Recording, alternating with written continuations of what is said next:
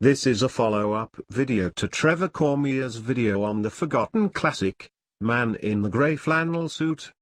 If you haven't watched Trevor's video review of this movie, you should check it out. I will put the link in the description. Trevor's channel has always been good, but I feel he is still improving and his videos are getting better and better. I would say Man in the Grey Flannel Suit is forgotten, because the movie doesn't fit into the spirit of our woman-worshipping times, as it shows female nature in an unflattering and realistic way. People in general get hysterical if fictional media shows women in a realistic light, and claim it is misogynistic.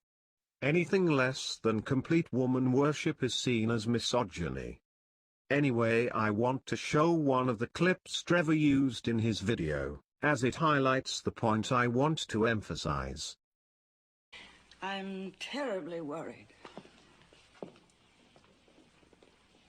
Will you have a drink? No, thank you. When did you last see Susan?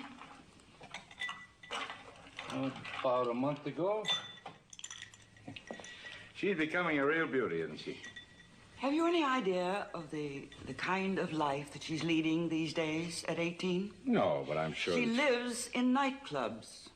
But at 18, don't all rather well-to-do girls go through that stage? She's not rather well-to-do. She's very rich. And she's your daughter with your name. She's a celebrity in that filthy crowd. And I can't tell you how unattractive it is in her. A celebrity? And the men she goes with. Never a boy of her own age or of what should be her crowd. But the man she spends most of her time with now is older than I am. Who is he? Byron Holgate, his name is. He's an old leftover from the Scott Fitzgerald era, still marrying and divorcing women. A pure horror. He's notorious. He's a public fool. Even the gossip columnists know that. What can she be thinking of running around with a clown like that? I hate to say this, but I think that what she's thinking of with him is marriage. I couldn't believe that for 1 second. It's just unthinkable. The other one is a writer. 45 years old, 3 children, and a wife that he doesn't live with. He took her to the opening of one of his plays on Broadway last week, and an all-night party afterward waiting for the reviews to come out. At 18. What's his name? Patterson.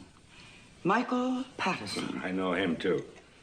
That can't have been a very merry party when they read those reviews. Why do you let her go out with such people? How can I stop her? I can't lock her in her room. Have you had a really serious talk with her? Well, of course. Mother, she says, don't be medieval. And that... And that what? And that who am I to offer advice when my own marriage has been a failure? Well, that's hardly the whole truth.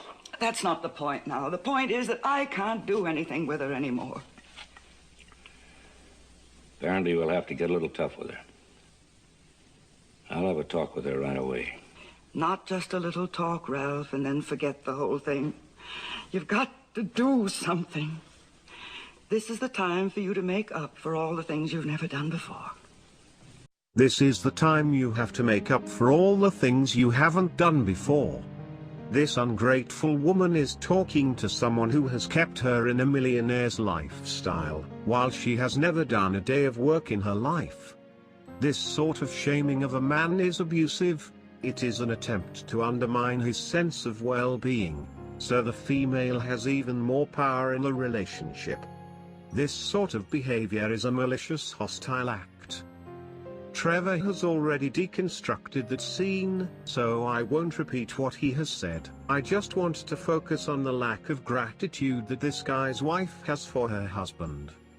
In the movie, she is not the only lazy unemployed female who has a complete lack of gratitude for a provider husband.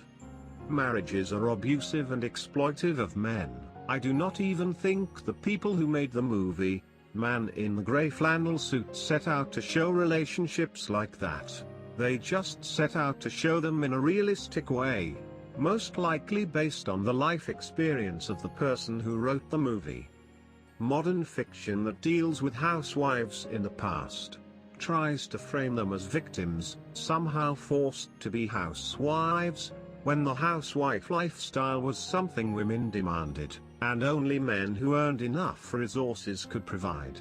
Women who were housewives were not restricted victims, controlled by their men, but women being shielded from hardship.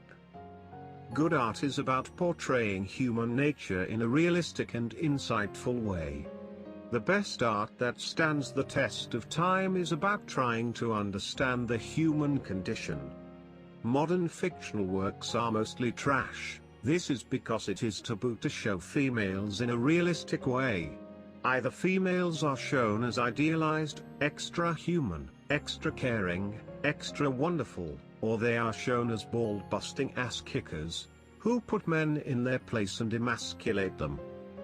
There is a lot to deconstruct and tackle when it comes to heterosexual relationships between men and women. There is a lot of good insightful fiction that could be written about this subject. Of course, this would show women in an unflattering light, and destroy the myth of male hyperagency, and show men as victims.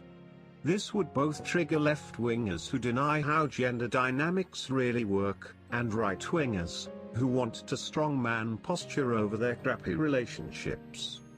Any fiction that shows male and female interactions in a realistic way is rare, and is all the more reasons to treasure the few examples that are out there. It is still men who mostly write fiction, and sadly most men have Stockholm Syndrome in regards to their exploitative female masters.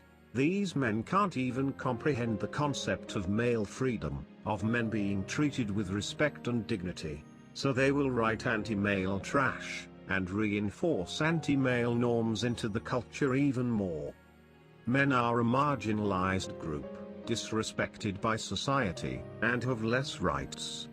Men need their own culture, that is not just escapist superhero fantasy nonsense. It is not like females are even allowing men to have that either, as feminists are currently trashing male geek culture. Men need the space of fiction to deconstruct anti-male norms and explore pro-male ideas. This is the best way to introduce pro-male ideas to the masses. I would class Man in the Grey Flannel Suit as one of the few pro-male movies. I am sure the people who made it in the 50s did not intend for it to be pro-male, but it is pro-male anyway. It is a movie worth watching for sure. More videos to come.